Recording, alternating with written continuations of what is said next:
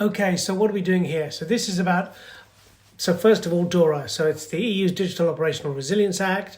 It's 2026 as I make this video. It's a relatively new act, but the concepts, principles, risks, controls are pretty much standard. They've been around since before Moses wore short pants. Now, Article 8 is about identification. In other words, what you're doing is identifying, classifying, documenting all of your assets.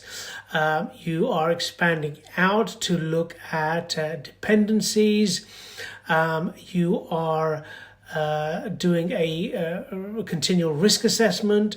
You're doing that especially when there is a material change to the architecture and so on. All of this, by the way, applies to artificial intelligence. We are seeing a new architecture being developed, but when we look under the hood, the risks and controls are pretty much the same. Software helps doing these things. So, for example, you've got various asset management platforms that can be used to manage your assets when we're talking about extremely large ecosystems.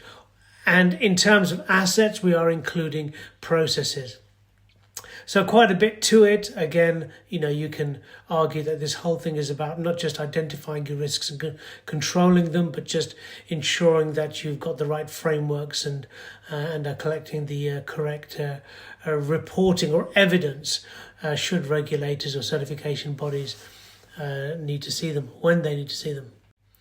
And if you need any assistance, you're a business, you're in London, you're trying to implement these things, any of these security architectures, some of them are listed in the orange box beside me, and you need assistance, feel free to message me on LinkedIn. A quick final word about processes. These are fundamentally important. When you're doing a large scale transformation, let's say an ERP transformation, you can argue that it roots down to processes. So your operational users are using current processes. They're going to be using new processes that are going to be customized around the target release. We realize when we do these things just how important your processes are. So in terms of assets, it's not just physical assets, but we also want to include processes. And again, you have specific software that is useful for identifying your processes. So for example, in SAP, we'll use Signavio.